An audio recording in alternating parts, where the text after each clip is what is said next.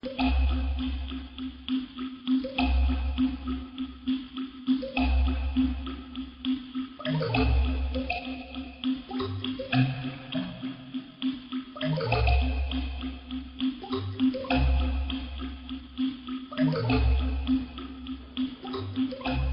nous trouvons un billet sur le sol et que nous savons qui l'a perdu, le rendons-nous toujours à son propriétaire?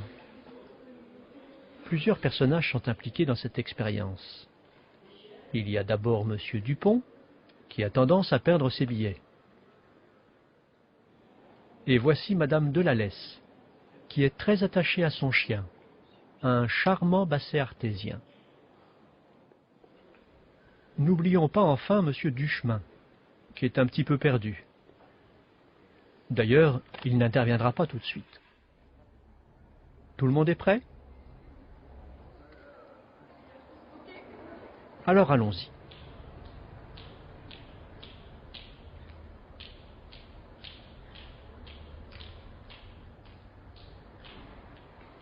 Suivons d'abord cet inconnu.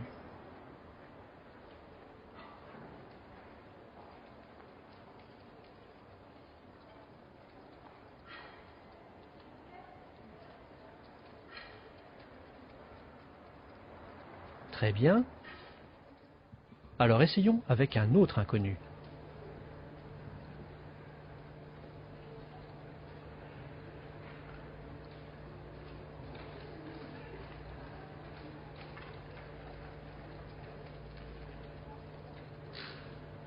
Dans ce contexte, où il y a un témoin, Robert Vincent Joule a observé que 100% des passants redonnent le billet perdu à son propriétaire.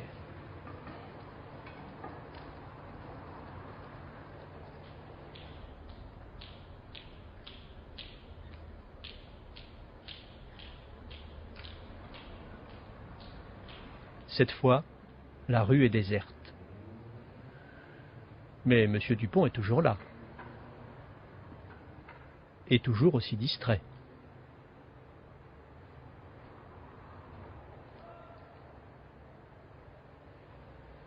Le comportement des passants n'est plus tout à fait le même.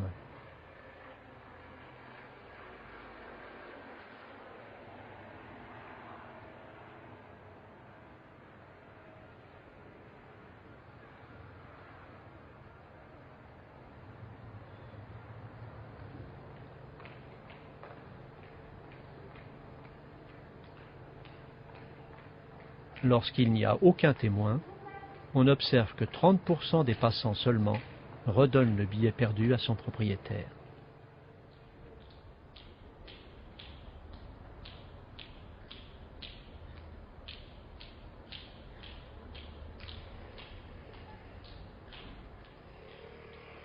Faisons maintenant intervenir M. Duchemin. Il attend les passants à l'entrée de la rue. Pardon mademoiselle, Oui.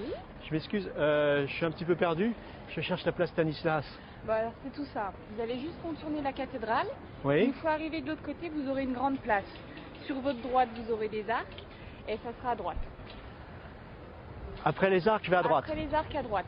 Vous l'avez Ah, vous de êtes loin. très gentil, j'ai eu de la chance de tomber sur quelqu'un comme rien, vous. Merci. Vous êtes vraiment quelqu'un de bien. Au revoir. Au revoir. Cette intervention va-t-elle avoir de l'influence sur le comportement des passants?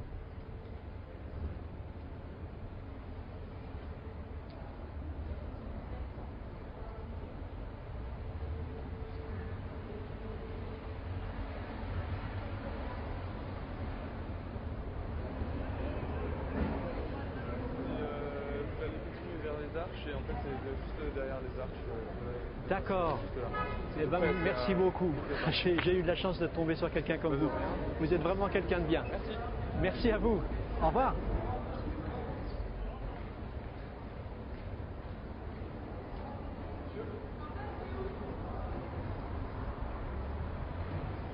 Décidément, la petite phrase de Monsieur Duchemin change beaucoup de choses. À partir de là, vous tournez à droite et vous allez toujours tout droit, vous tombez dessus. Bah, j'ai de la chance de tomber sur quelqu'un comme vous. Merci. Vous êtes vraiment quelqu'un de bien. Merci, c'est gentil. Bonne journée. Bonne journée, merci. Au revoir. Maintenant, c'est 69% des inconnus qui redonnent le billet perdu. Selon les circonstances, donc, ces passants se sont comportés de façon bien différente. Pourtant, tout s'est déroulé dans la même rue.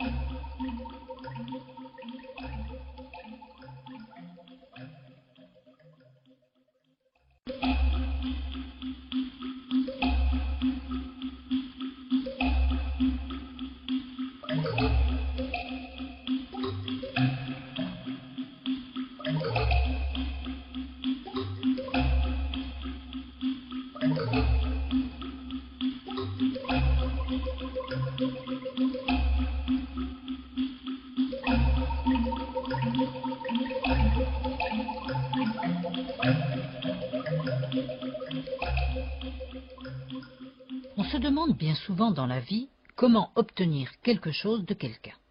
De son voisin, qu'il vous prête sa tondeuse à gazon. De son fils, qu'il range sa chambre. De son subordonné, qu'il passe à la vitesse supérieure. De son époux, qu'il change de voiture. Lorsqu'on se demande comment s'y prendre, le sens commun nous apporte quelques réponses.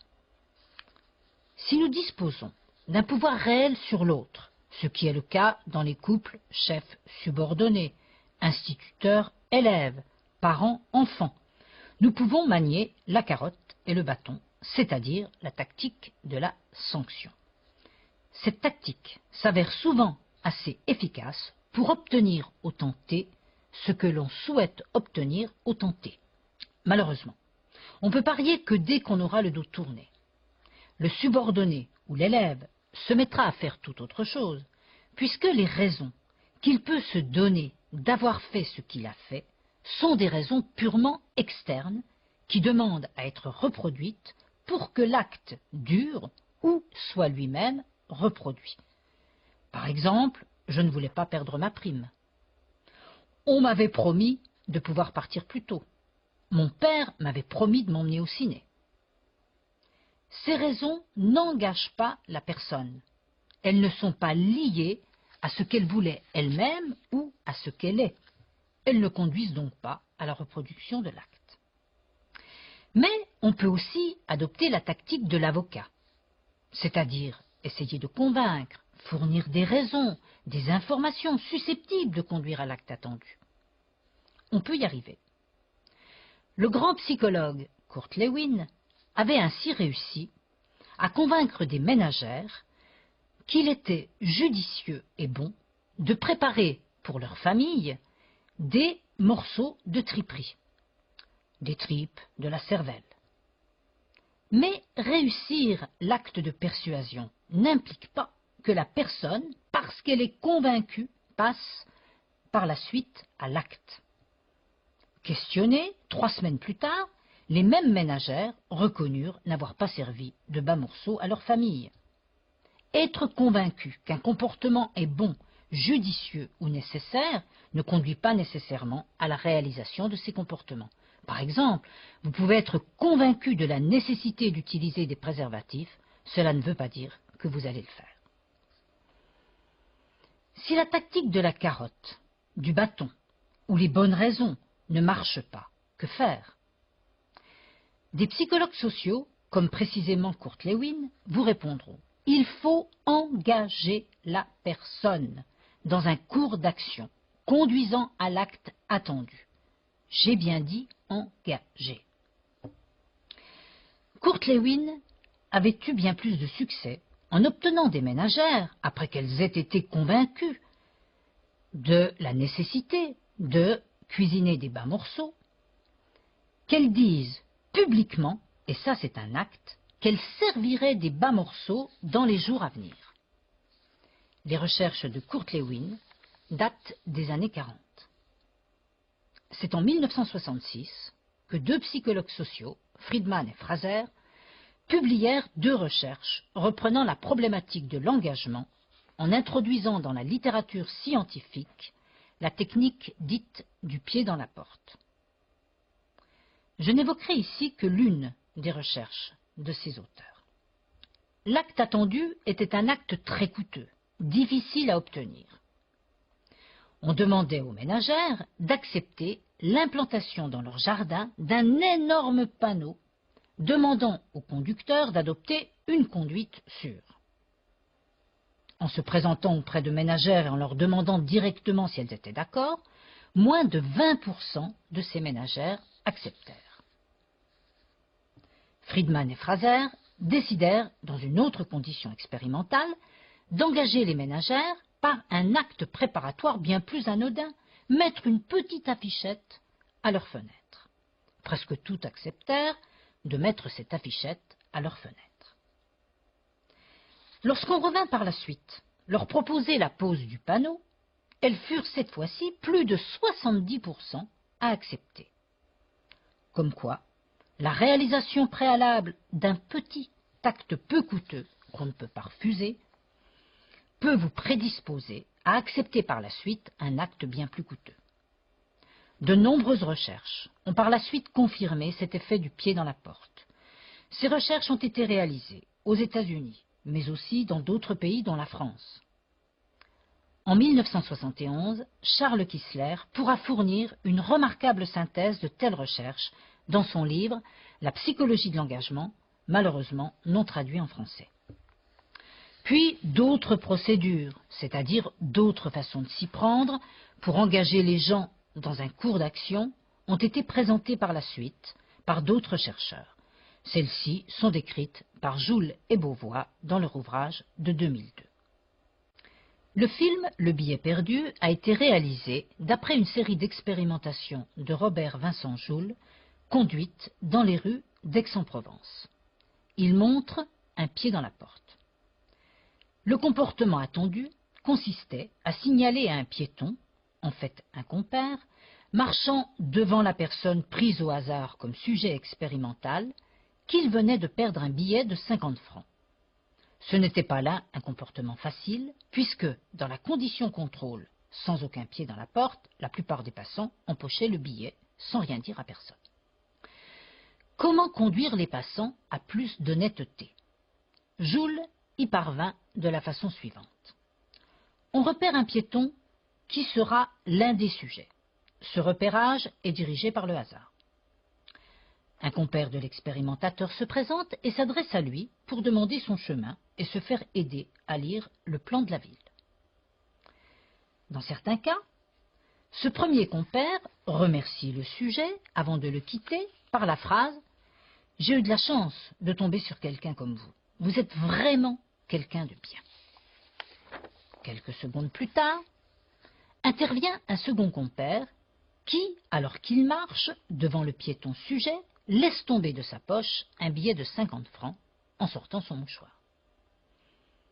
Sans pied dans la porte, qui est la condition contrôle, on observe un taux d'honnêteté assez faible de 30%.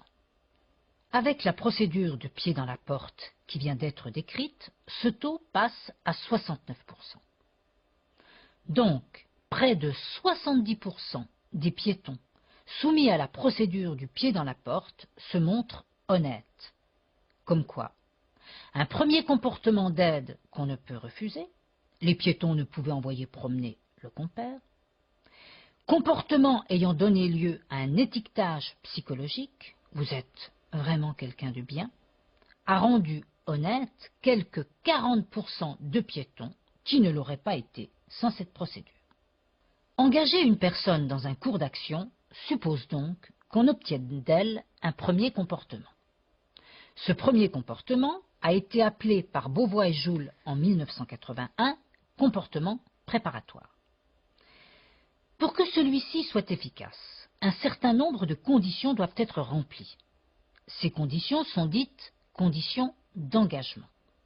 On va voir que ces conditions concourent à un même effet qui est l'appropriation de l'acte par la personne qui le réalise, le fait qu'on puisse par la suite lui attribuer cet acte, lui dire en quelque sorte « c'est toi qui as fait ça », cela va te coller à la peau.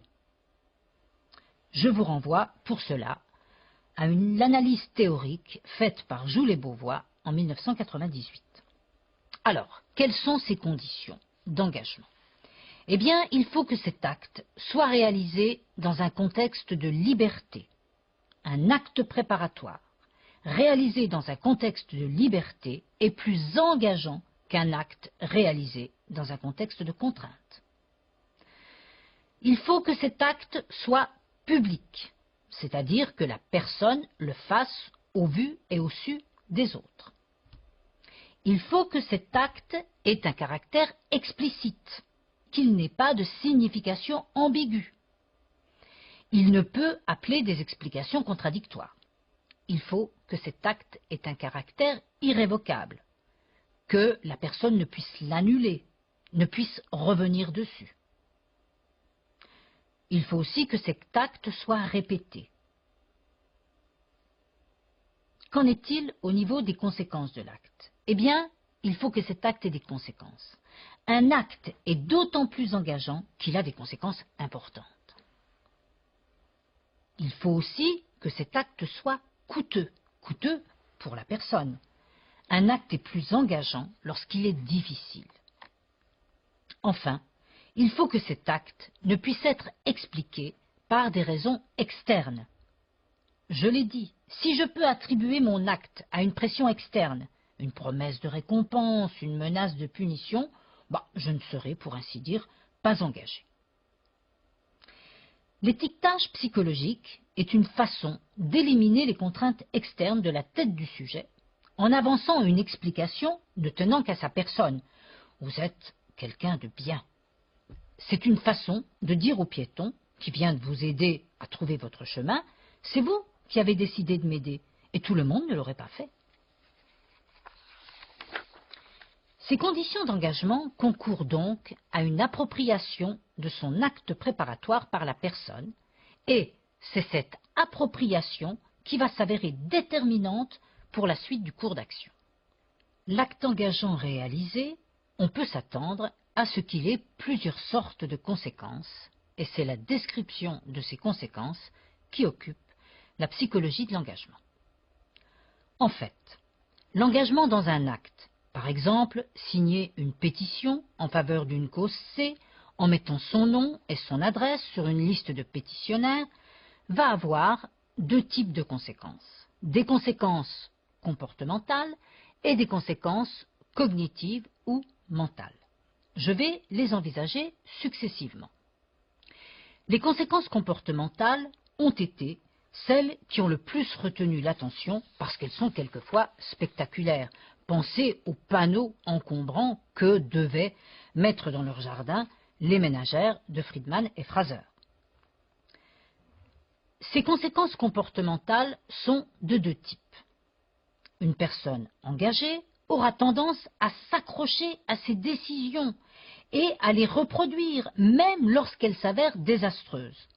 C'est le principe même de ce qu'on appelle l'escalade d'engagement, bien illustré par les présidents des États-Unis, Johnson et Bush, qui trouvent toujours dans les conséquences désastreuses de leurs décisions guerrières, que ce soit au Vietnam ou en Irak, de bonnes raisons pour reproduire et justifier ces décisions. Mais une personne engagée par un acte aura aussi tendance à produire de nouveaux comportements allant dans le même sens que cet acte. C'est le principe même du pied dans la porte. La personne qui a signé la pétition peut accepter par la suite des actes militants plus coûteux, tenir une permanence, distribuer des tracts, faire du porte-à-porte, actes qu'elle n'aurait pas acceptés sans l'engagement préalable. La nature des conséquences cognitives est différente selon que l'acte engageant était un acte non problématique, c'est-à-dire allant dans le sens des motivations ou des attitudes de la personne, elle croyait vraiment en la cause pour laquelle elle a signé une pétition, et cela lui convenait de la signer. Par exemple, elle était convaincue de la nécessité de donner son sang, ou au contraire, un acte problématique n'allant pas dans le sens des attitudes ou des motivations du sujet. Elle ne croyait pas vraiment en la cause pour laquelle elle a signé la pétition et l'a signée pour faire plaisir à une amie. Par exemple, elle a accepté de signer une pétition contre le tri des ordures ménagères. Alors, si l'acte n'était pas un acte problématique, l'engagement aura surtout pour effet de consolider les attitudes allant dans le sens de cet acte et surtout de rendre ces attitudes plus résistantes aux pressions futures, persuasives ou autres, destinées à les faire changer. C'est ce qu'on appelle la résistance au changement. On aura ainsi plus de mal à convaincre la personne que la cause pour laquelle elle a signé la pétition n'était pas une bonne cause. Si au contraire, l'acte était un acte problématique, l'engagement pourra avoir pour effet un véritable changement d'attitude, la personne en venant à adopter des attitudes justifiant son acte. C'est ce qu'on appelle le processus de rationalisation. Elle pourra par exemple se mettre à croire en la validité de la cause pour laquelle elle a signé une pétition. Ce processus de rationalisation est bien décrit par une grande théorie psychosociale, la théorie de la dissonance cognitive de Léon Festinger. Telle est la psychologie de l'engagement. Elle va quelque peu à l'encontre du sens commun et des théories cognitives dominantes en psychologie. Pour celle-ci, le changement individuel passe par de nouvelles informations susceptibles d'affecter les croyances et les attitudes. Pour la psychologie de l'engagement, le changement individuel passe d'abord par des comportements. Comme le propose Kissler, soit deux jumeaux idéologiques. Ils ont les mêmes croyances, les mêmes pensées, les mêmes opinions, mais l'un est amené par les circonstances à réaliser un comportement C, alors que l'autre restera au lit. Dès lors, ils ne seront plus les mêmes. C'est leur nouvelle différence, une différence qui fait suite à un acte sollicité par les circonstances, qui fascine les théoriciens de l'engagement.